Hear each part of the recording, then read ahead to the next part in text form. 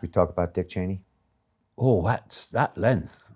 One other thing I should mention, by the way, so we don't miss it, when I'm talking about that ultra-Zionist list of people involved, the 9/11 Commission was run by its executive director, a man called Philip Zelikow, an ultra-Zionist who had written before 9/11 and his commission about warning about Arab attacks on and terrorist attacks on American buildings and weapons of mass destruction, all that stuff.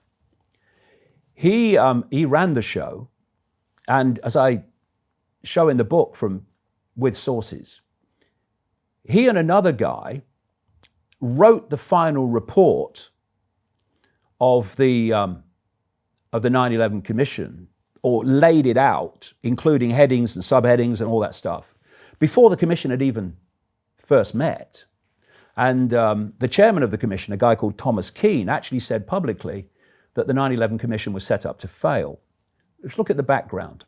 First of all, you've had these horrific terrorist attacks in America.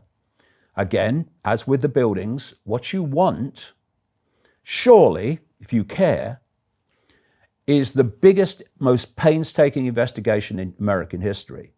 What happened was that Bush and Cheney resisted an investigation at all.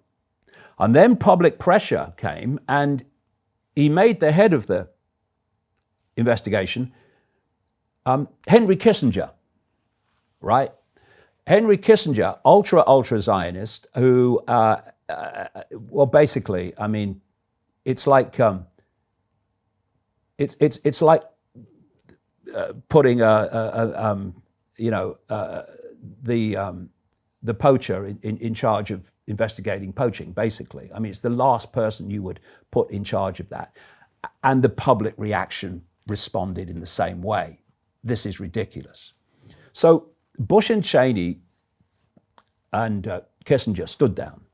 Bush and Cheney had this other group, but it was dominated, even as the mainstream media have written, by this guy, Philip Zelikow.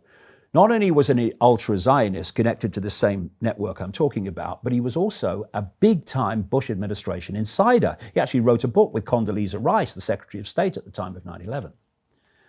Now, when you read the 9/11 Commission report, it is absolutely disgusting. Anything that challenges the official story doesn't get in there. Do you know, we talked at the start of this chat about the Achilles heel of all Achilles heels in 9/11, Building 7. Had a big problem. The 9/11 Commission had a big problem. How do you explain 9/11 and the Building 7 collapse? You can't really say, although the official story is this, that it was office furnishings. It would get taken apart if it appeared in the report.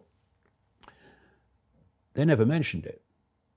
The whole of the 9/11 Commission report, the third building to fall, is not mentioned. There's something else that's not mentioned among many other things. At the time of 9/11, the Bush administration had a transportation secretary called Norman Mineta. And he told the Commission of his experience on 9/11 when he was inside a bunker under the White House with Dick Cheney and others. And he described a situation that he experienced where they alerted the fact that a plane is heading for Washington. If we take the official story that Flight 77 hit the Pentagon, the plane flew 40 minutes into the Midwest before turning round and coming back, right?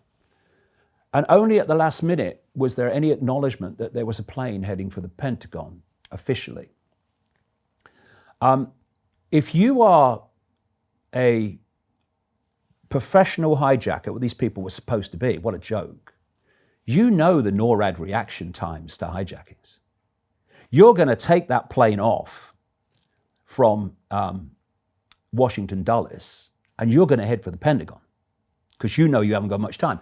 80 minutes that plane was in the sky, no military reaction. Anyway, Mineta tells he's in the bunker and Cheney's there. And he said this young man, as he describes him, military, came in and he was counting Cheney down about a plane coming in towards Washington, like, 50 miles, 40 miles. And when it got real close, Mineta said, this lad said to Cheney, "Sir, do the orders still stand?" And Cheney, being the brutal man that he is, reacted, of course, aggressively, saying, "Have you heard anything different?" Words to that effect. Of course, the orders are not changed.